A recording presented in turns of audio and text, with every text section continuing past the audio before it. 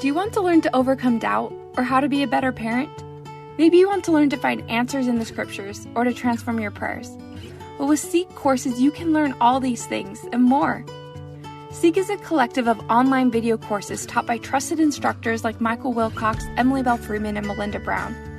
Each course is designed to inspire you and give you concrete takeaways that will empower you to live more fully as a disciple of God. Go to seek.deseretbook.com to start learning today.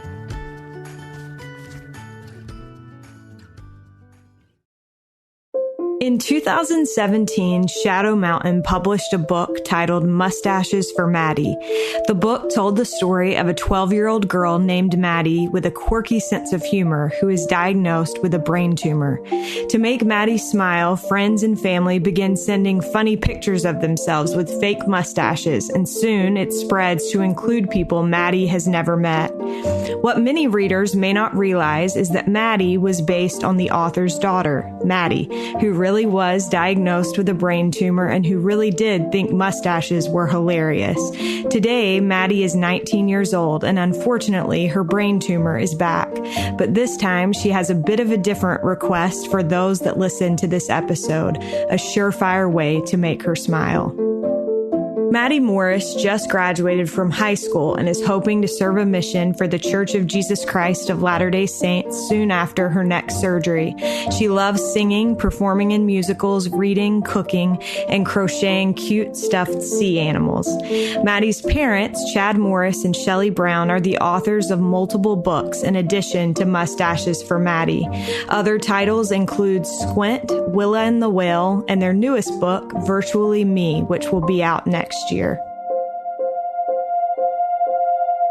This is All In, an LDS Living podcast where we ask the question, what does it really mean to be all in the gospel of Jesus Christ? I'm Morgan Pearson, and I am so excited to have Chad, Shelley, and Maddie on the line with me today. Welcome, everybody. Thanks for having us. Yeah, thanks. Thank you so much. I'm so excited about this conversation and have been really, really looking forward to it. So I wondered, to start us off, you guys have had quite the journey over the last 10 years or so. And I wondered if you could walk us through a brief timeline of Maddie's journey from the initial diagnosis to the present day. So it's a brain tumor. When Maddie was 9 years old, we were making guacamole in the kitchen and I threw her an avocado. Like I just tossed it at her, just playing around, just thinking she'd catch it. She didn't even try to catch it. Not even like at all. She just kind of let it hit her chest and fall to the floor. And I was like, why did you not even try to catch that? And she said, oh, well, because sometimes my hand doesn't work. And I found that to be one of the strangest things any of my children have ever said to me, because hands should work every single day. Like your hands just always work. And so I immediately was concerned and I said, what else doesn't work? Let's look at your face, smile for me. I'm like, oh, we better call a doctor. And we took her into Primary Children's Medical Center in Salt Lake. And they took a look inside and said she has a brain tumor the size of 2.5 golf balls. And that's where the journey started. What do you want to add, man? Yeah, we didn't know like whether it was cancerous or not at the beginning, but they tested it later and found out that it wasn't, which we were really grateful for that. I had surgery, I think like 2 weeks after we found out about the tumor, and my hand just kept getting worse. My arm would just kind of come up towards my head and I would hold my hand in a fist just naturally. And by the time that it was time for surgery, I couldn't even pry my fingers open. Like my hand was closed so shut that I couldn't open it, which is scary to like have to fight your own body like that. But the surgery was very successful. They removed 90% of the tumor and got me on lots of meds and stuff to take care of me. And my hand was working again. Everything was fine. After a lot of hospital time, though, unfortunately. That was a really long hospital stay. They anticipated 2 to 3 days, and it turned into weeks. And in that process, we had my cousin who wanted to do something nice but didn't really know what to do. Because what do you do? What do you do for a kid who has a brain tumor and is getting surgery in a hospital? Like, what do? You know, your heart goes out to him, but how do you help? And so she just came up with this silly idea where she took a picture of herself wearing a crazy mustache. She posted it with the hashtag Mustaches for Maddie on social media.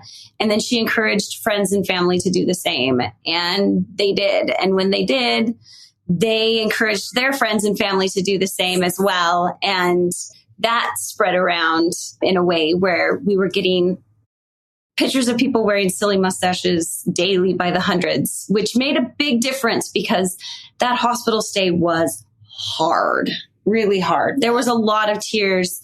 There was a lot of physical therapy. There was a lot of medication, finger pricking and tubes and things just kids don't want to have to go through. But to be able to see that there was a whole cheering team by the hundreds that was on your side and cheering for you made a big difference. Yeah. Maddie, I'm curious when your mom, like when she tossed the avocado to you, obviously up to that point, you hadn't said anything about your hand not working just right. So what was going through your head? Like, should I tell my parents about this? Should I not? Well, at that point, it wasn't too bad. It would just kind of come up sometimes and I could put it down and it was fine if I thought about it, but it just naturally came up. I honestly didn't really know that it was weird. I kind of just like thought, I guess that just like happens sometimes, you know? The best is my mom freaked out about it. And I was like, oh, I guess. The best is she told me, she goes, well, I'm at that age where we're always being told our body will be going through changes. And she was like, I don't know what to expect. Just so you know, your hand not working is not one of those changes. Well, it's fair though. Okay, so since that initial, which I didn't realize that it's never been cancerous. So despite the fact that repeatedly you've had these tumors each time they've been benign, is that right? Yes. It's very dangerous because it pushes against the brain, her optic nerves, right? Because it's pushing on the right side of your brain, it affected the left side of her body, right? But it's not cancerous, so that's great. So it doesn't like spread the cancer cells into other parts of her body. But tumor's a tumor. We don't like it. Yeah. So just recently you found out that you have a tumor again. Is that right? Yes. So I actually had a second surgery about 1.5 years after the first one when I was 11. And that one, there was a cyst growing where the original tumor was. And they were able to remove the cyst and most of the original tumor as well. And we thought it was gone. Yeah. The doctor came out so excited. It was like miraculous. I think we got it all. And we were thrilled because we can never tell. There's always a chance it can come back. And unfortunately now, 8 years later, it's come back. It's come back. Can I share a story with that Please. situation? Please. I was a little frustrated when I found out 2 years later we were going to have to do it all over again because it was very, very hard. And it was very hard on Maddie. And it's just hard as a mom to watch your kids go through things. And there was a part of me that was like, we already did this. Like, do we have to do it 2 times? Like, do we really have to go through all of this again? And this time they were going to have to do a more invasive surgery because they had already done the less invasive surgery and they couldn't go through that same space. So they were going to have to do a craniotomy. And it was just scary to me.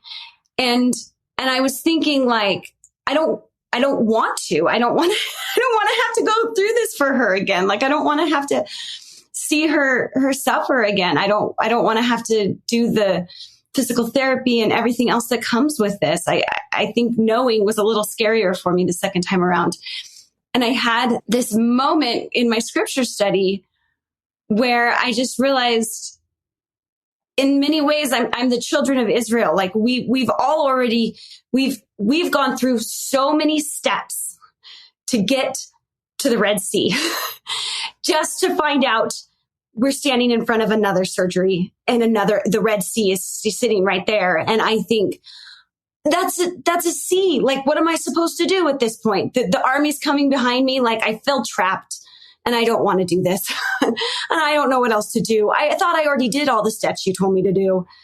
But there is always that miracle that happens at the Red Sea where he opens the Red Sea.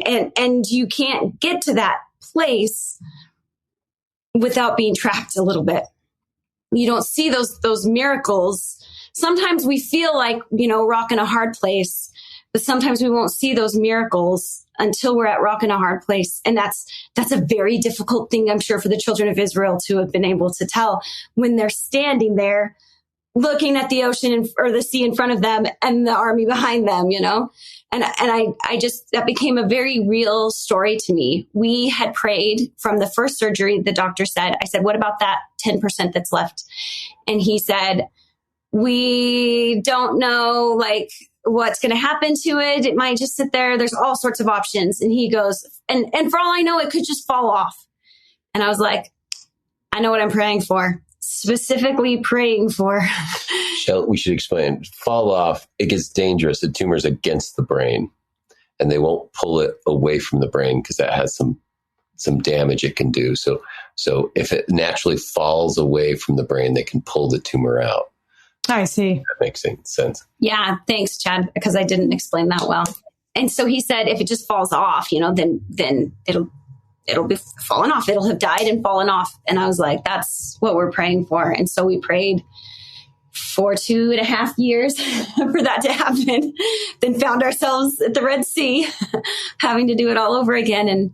And the doctors, while they were in there, they pulled at it and tugged at it and got as much of the soft tissue off that they could, but didn't want to do any damage to the brain where the tumor was attached. And then they turned around and said, I don't think there's anything else we can do. And they were like, can you think of anything else? And they were like, no. And they turned back around and it had fallen right off. So we feel like we already had one miracle, and we're pretty confident good things are in store, but it's still scary every time. For sure. Well, and I guess one thing and this is because this is something that I've been thinking about a lot lately. I think hope and hoping for miracles, the prophet has talked a lot about expecting miracles. And I've thought a lot about this contrast between expecting miracles and then almost like being afraid to hope for the miracle because we've experienced disappointment in our lives. And so for you guys, when you've, seen miracles, but then also have seen this thing repeatedly resurge, how do you continue to live with hope and faith rather than fear? It's a great question. I think I think it's tricky, right? I think a lot of the times we want to expect miracles and we get nervous because we would rather expect the miracle we want than whatever miracle God wants to give us. And I think the more our hope is tied in a specific result, then as we go through life, we feel disappointed, right? Because we don't always get exactly what we hoped for. But the more our hope is in Jesus Christ and our Heavenly Father, that they love us more than we can ever imagine. They are very aware of everything that's happening, and they've got great things in store, right? I think when your hope is in that place, they always come through. And so that's what's so tricky, because I think our minds naturally go to, okay, I want to hope that, we show up for the next surgery and the doctor says, never mind, it's miraculously gone, which is likely not going to happen. God could still do it if he wants to, but the likelihood there is not good. But that whatever it is we have to face, right, that they'll take good care of us and there's miracles in store. And it's probably better than what we would have thought for or expected for. So I hope that answers your question. But I think that's key. Hope in them. For sure. Well, I heard a quote recently, I believe it was Emily Bell Freeman said, God will give you a miracle or he'll give you something better. And I think that that is true, although a lot of times the better that is not the way that we imagined it. Is the children of Israel, right? That's something better. Like that army's gone. They're not going to chase them anymore. They're gone. But it's so hard for us to see that that's what's coming. Right. Because we're in the middle of our story. Chad, you were set to go, and I should say, Chad and Shelley, you both are authors and very accomplished. But Chad, you were set out to go on a big book tour when you found out about Maddie's tumor the second time, the resurgence, and you put everything aside because you said that being a father and a husband mattered most to you.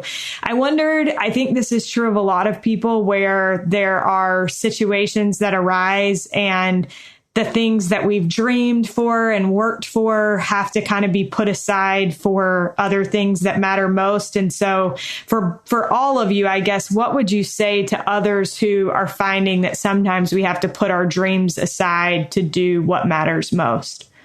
Great question. Yeah, that was tricky. I'd worked for a long time to try to become an author. And this was my first book coming out.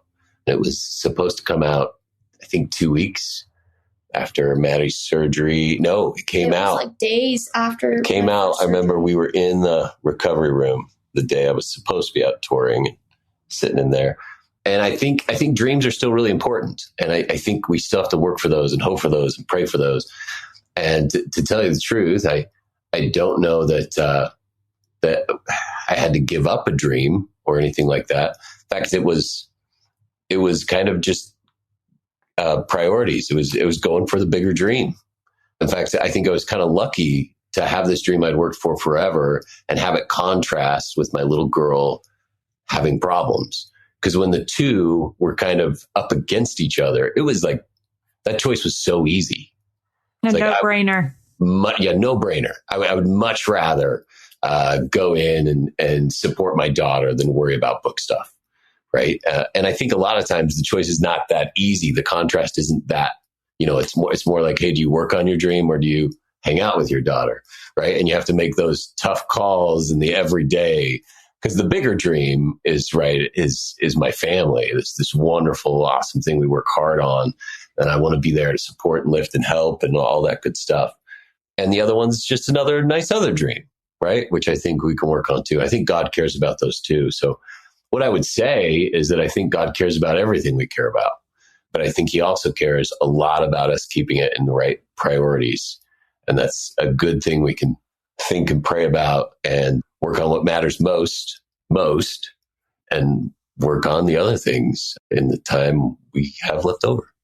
So the thing that I think is so cool about your family story is that as a result of this experience that you went through with Maddie, Chad and Shelley, you ended up writing a book. And Shelley, you already mentioned the Mustaches for Maddie, but you kind of wrote a book based on this experience. And it was, fictional to a point, but obviously very based on your daughter's experience. And as a result, you not only have been able to share that story to let people that are going through something hard know that they aren't alone, and to maybe inspire others to recognize how they can do something small to help. But also you've had a chance to share other stories about other hard things that kids deal with. So I wondered, how can you see that this experience and how it led to these books has uniquely blessed your life?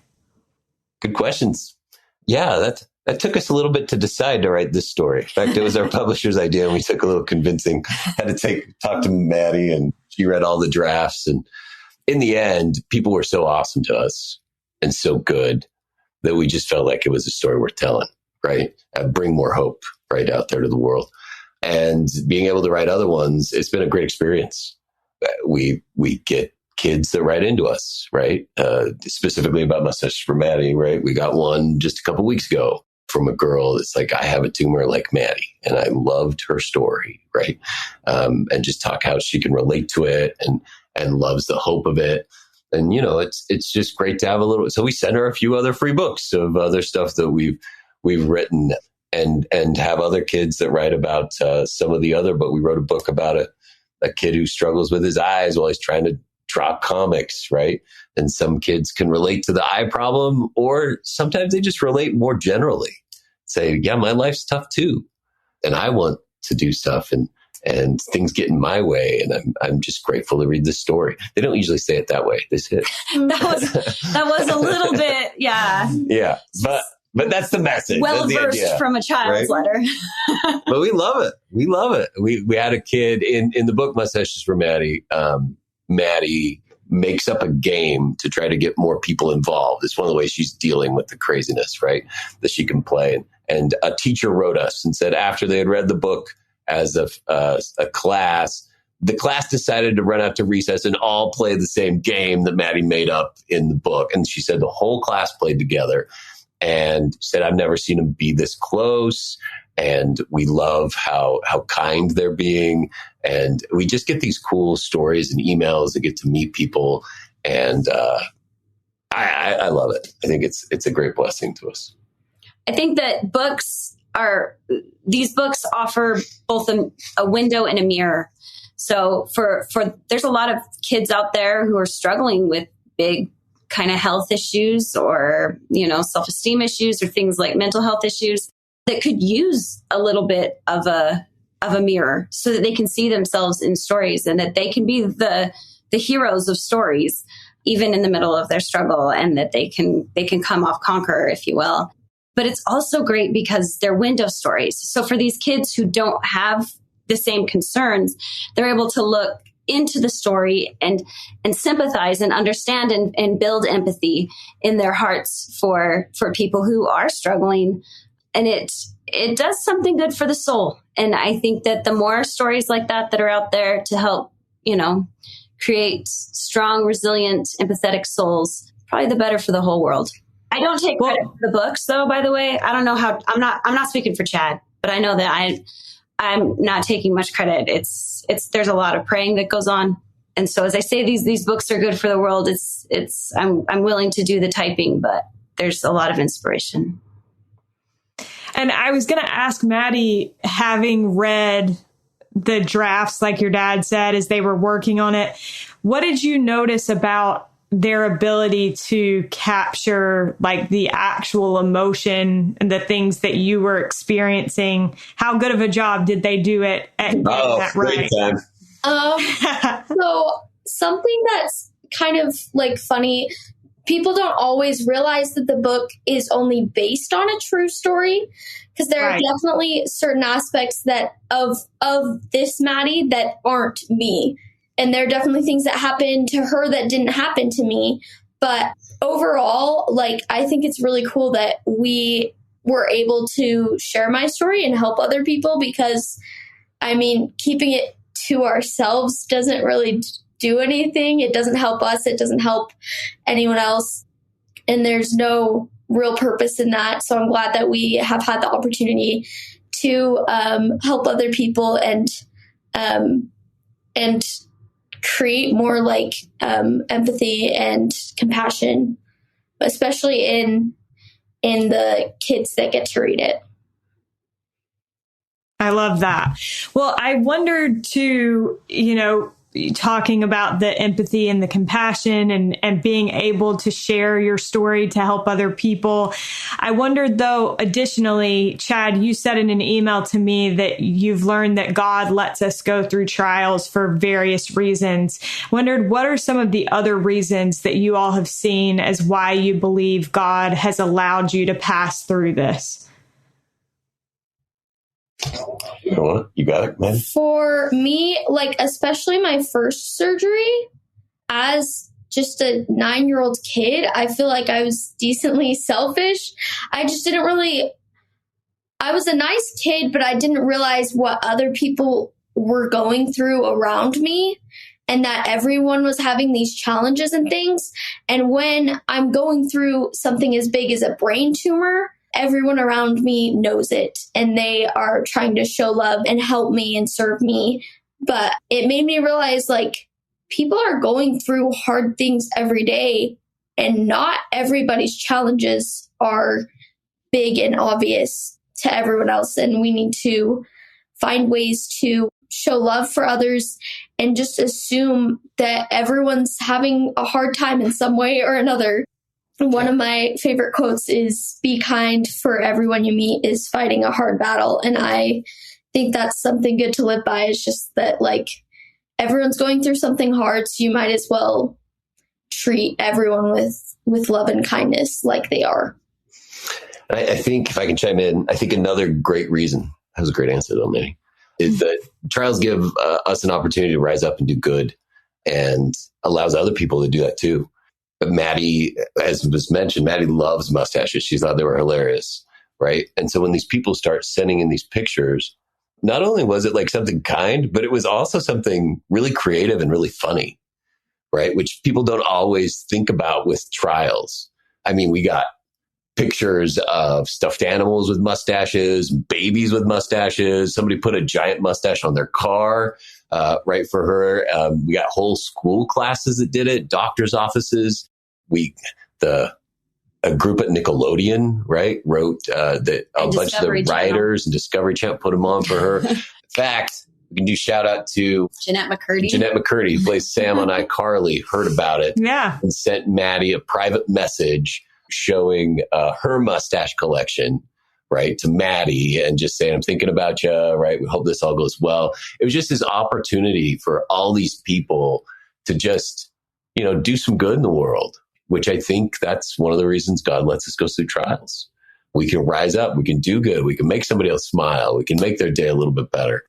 Humor is a big deal in our family. It's one way we deal with things. When people read the book, they're like, "I'm surprised how funny it was." You're like, yeah, that's another way you can try to rise up when things are hard. We can try to find hope. We can try to find the laugh, right? While we're expecting the next miracle. I think God trusts us to do that. Maddie, did you have a favorite mustache that you got?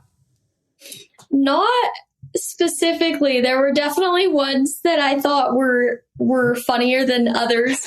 I really liked the babies. There was some with like animals and stuff that were really funny. I thought the fake mustaches were better than the real ones, though. Yeah, I'm with you. Everybody should just steer clear. This is like, what is it? What did they say? Like, No Shave November? Yes. I'm like, November. Please, no. Yeah. Well, Maddie, I'm also curious. This has been obviously a roller coaster of emotion for you, and something that has, because you've dealt with it for so long, I would imagine like greatly affects your ability to have a quote unquote normal life, which I don't think there is such a thing. But what have you found to be helpful to you, or what would you suggest to other kids that may find themselves in a similar situation? That's a good question. I think, kind of like what I was saying before, it's really good. I mean, it's important to take time for yourself, and especially when you're going through hard things, to take care of yourself. But also, it's important to find ways to look outside of yourself and try and serve other people. That's one of the ways that we can find some of the best joy in our lives, I believe, is by serving other people and doing things unselfishly, like just out of love. I think it's hard when you're in the middle of really difficult things. I mean, there's a lot of struggle in life. I mean, good old Buddhist beliefs of life is struggle, and we all see it. It's a test, right? It's a challenge. But I think what Maddie's saying is spot on. Like, looking outside of yourself is really critical. President Nelson talked about that myopic view of struggle, and that we need to have that much broader sense of everything going on. And I think when we're myopic, it's really scary and sad and frustrating, and our trials seem so huge. But when we're able to pull back and get a much broader sense of the whole plan of salvation, we do start looking at our neighbors for maybe how we can help. And we look at our blessings in such a bigger way that we're like, oh, look at how much I've been given, instead of that small view of of look at what I'm going through. It's so hard. Yeah. Even on top of that, I think trying to serve other people when your life's not going great, it's Christ-like, right? Like when John the Baptist dies and he goes off to be alone and all the people follow him, right? I'm sure he would have rather just hung out and sorrowed in his own way and grieved, but that's the time where he's, blessing, multiplying the fish and the bread, right? That's or on the cross and he's taking care of his mom. There's all these times where we have reasons, very valid, real reasons to be in your own worries. I can't serve right now because I've got this going on. And nobody would blame you. Yeah. But there's something anytime we're trying to be like Christ. And I'm not saying you have to be superhuman about it. There's definitely times where you're like, I just can't right Go to now. bed, get some rest. Right. You're fine. Right. But that idea of even when life's hard, you can try to help somebody else. There's always, you go to the hospital when Maddie has these surgeries and you see all these people with other problems, some of them even bigger or more serious than ours. Right. And you realize, hey, this is tough for us, but there's other ways you can help, and other people have it worse than us. Right. And anyway, I think that's a great concept to try to reach out outside yourself and serve other people even when your life is bad. Yeah, that reminds me of the talk, The Character of Christ by Elder Bednar. That's one of my favorite talks. And he talks about that, like turning outward when we ourselves are going through something hard. So I wonder for you two, Chad and Shelley, we've talked about other people serving Maddie, but how have you seen her turn outward in the middle of her own struggle? Maddie's always good at that, actually. So that's interesting to try to think. Yeah, it's difficult because she says she was a selfish 9-year-old, and we all are at 9, let's be honest. But she's always had a heart that looks around and sees if somebody's lonely or. Yeah, she's good at like writing notes for other people, or especially back then. I don't know. Now it's texts and stuff. But she's great in reaching out to the other people in the neighborhood, right? And inviting people to things and making sure they're not lonely. And she's a fabulous minister. Yeah. To her sisters. But I don't know. One thing I'll say for Maddie, between being 9 years old and being 19 years old, at 9 years old, she was scared, but we had a discussion about really, sometimes you just look at the worst case scenario. And I said, worst case scenario, God takes you back to him. And I'm like, what, how do you feel about that? And I think realizing that she was okay, she was going to be okay if God took her back, that's a good place too. Made it so that she lives her life with a lot less fear now. And living your life with a lot less fear does allow you to reach out to people, because fear holds us back from each other a lot. Mm-hmm. And so living her life with a lot less fear, I think, makes it easier for her to just even talk to the people in her class or at work or things like that. Absolutely. I love that.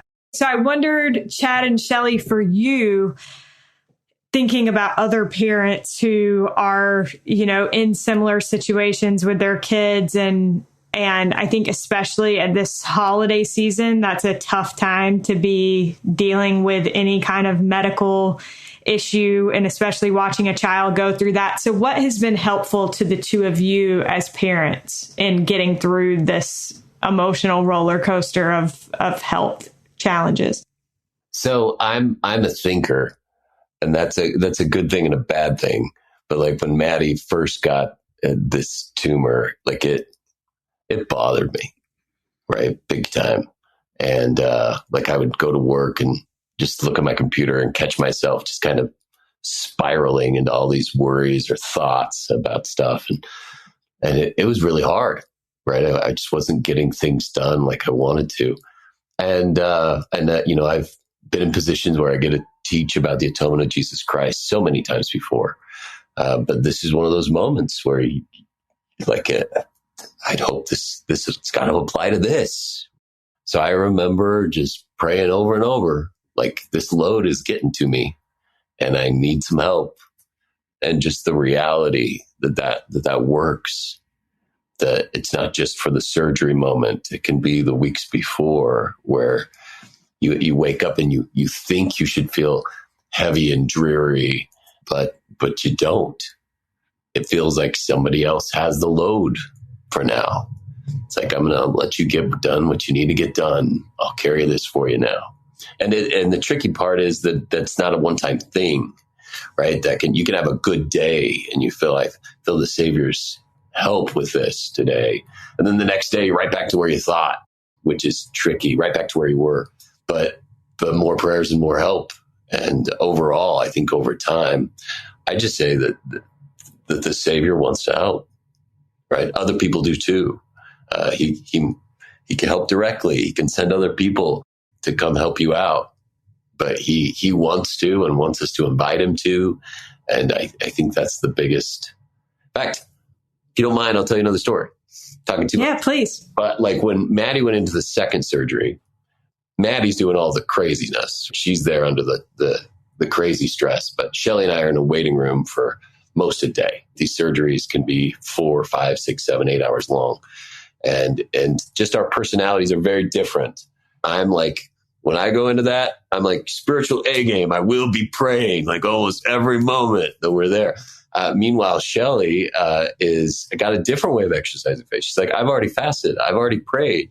I'm trusting the Lord. I will get extreme, like I get ulcers and I'm like, yeah, I can't sit there for 8 hours and like think about surgery. Like, oh my gosh, I'll go crazy. So she's like, I need a stress release. I need to watch a funny video or something. So you can imagine the two of us sitting next to each other in a waiting room and I'm trying to do like focus and prayer and Shelly's like, hey, check out this video. It's really funny. Right. And I try to be nice and watch a few. Yeah, that's funny. But then she's annoyed that I'm not laughing with her. And I'm annoyed that she's showing me the stuff. And then Shelly's cousin shows up in the waiting room at the hospital and just says, you know what? I was just thinking this morning, I know Chad and I know he wants to be focused and I know Shelly and I know she wants somebody to talk to. So I'm here to talk to Shelly. Chad, you can go do your thing, right? And I think that's just another great way the Lord just wants to help, right? And again, it's not all the big things, but little ways he wants to help out along the way. That's such a good story. It reminds me, my grandma was a widow for like 15 years and she had a neighbor whose husband passed away and my grandma didn't know the neighbor very well.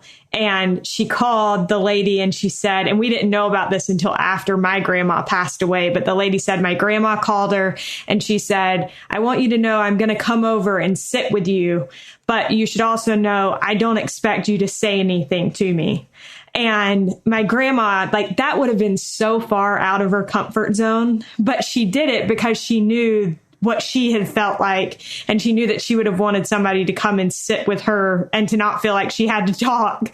And so I think just recognizing, this is something that I would want somebody to do for me and being thoughtful enough, like your cousin Shelly, to think, this is the situation that will be going on here and how can I help in that? Shelly, would you add anything about your thoughts about how, you've been able to get through this as a parent? I was listening to Chad and thought, you covered a lot of what I was thinking. The only thing I wanted to add, he then hit on right after, was just that we don't know what to do for others. And I think I learned that in this situation. What can anybody do for a child with a brain tumor? Like, what can you do? You just can't do anything big. You can't take the tumor away. You can't, delay the surgery and help out. And none of that stuff's going to do it. All you can do is whatever you can do.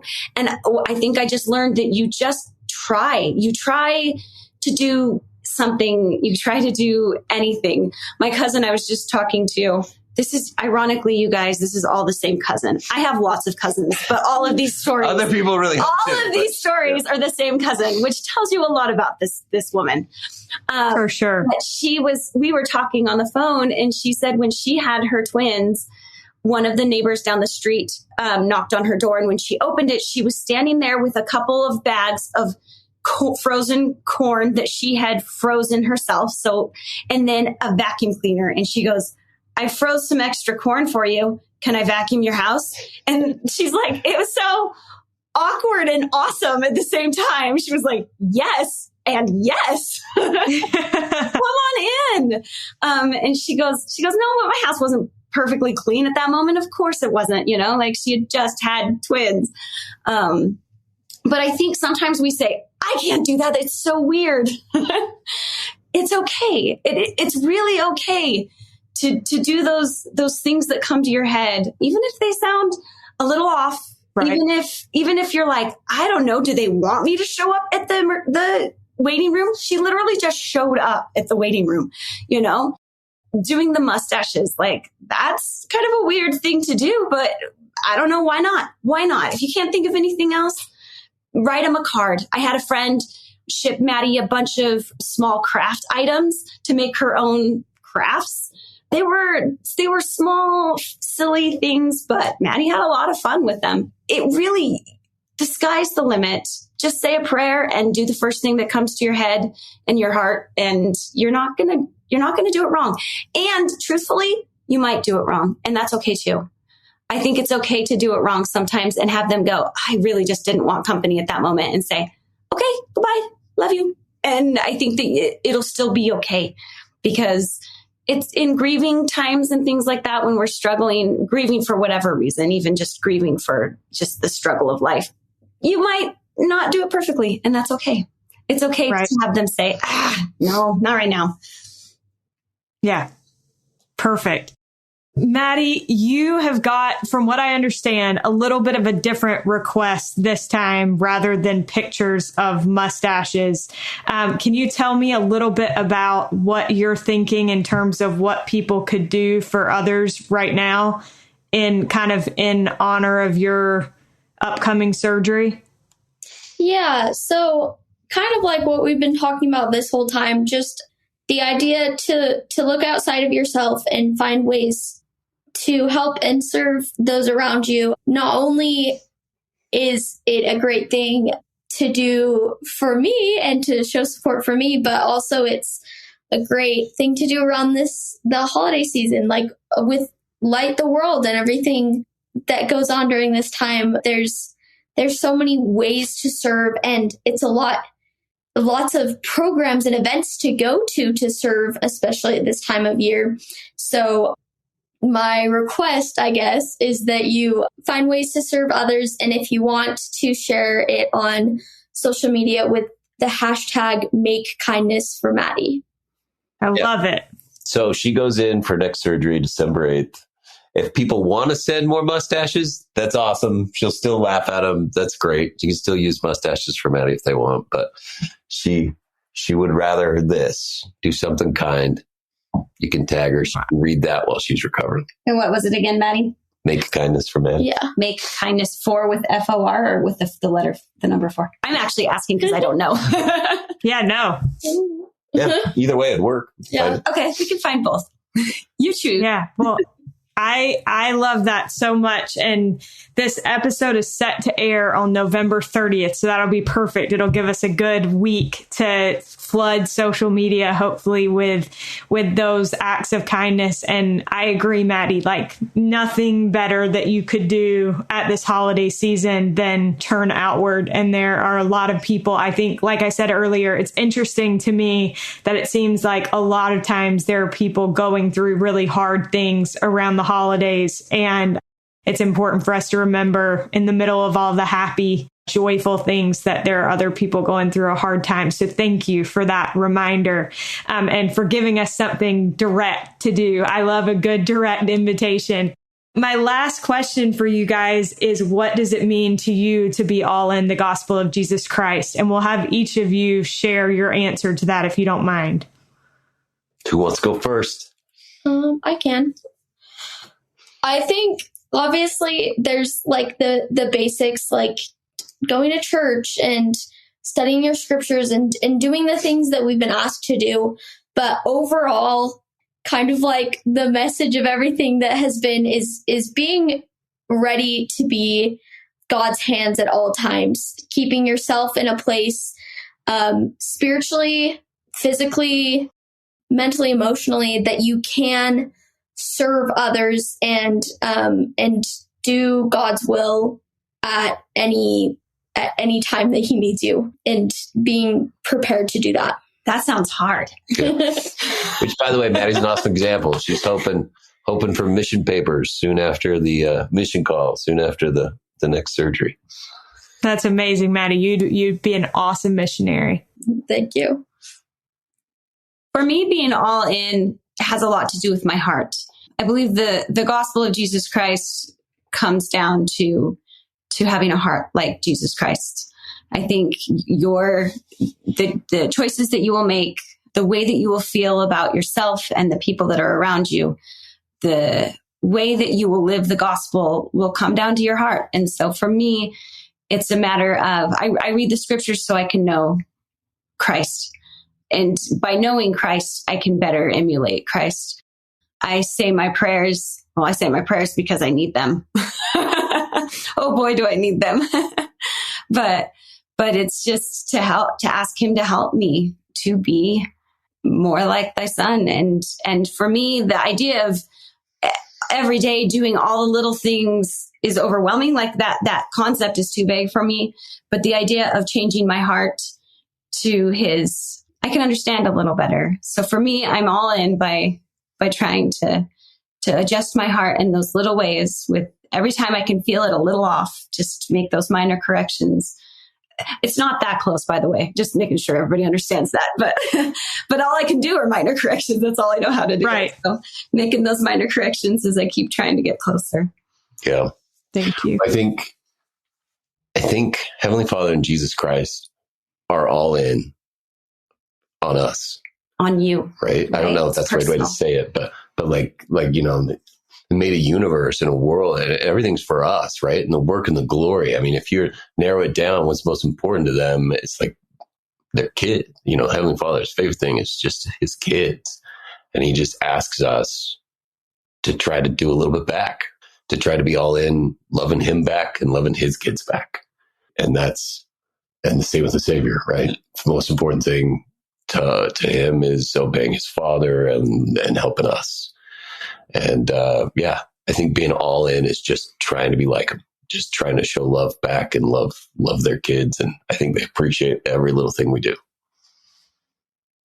Well, thank you three so much. It's been such a joy to get to talk with you. And Maddie, we will all be praying for you. I know I will. And we're rooting for you. So thank you all so much. And I hope you have a very Merry Christmas.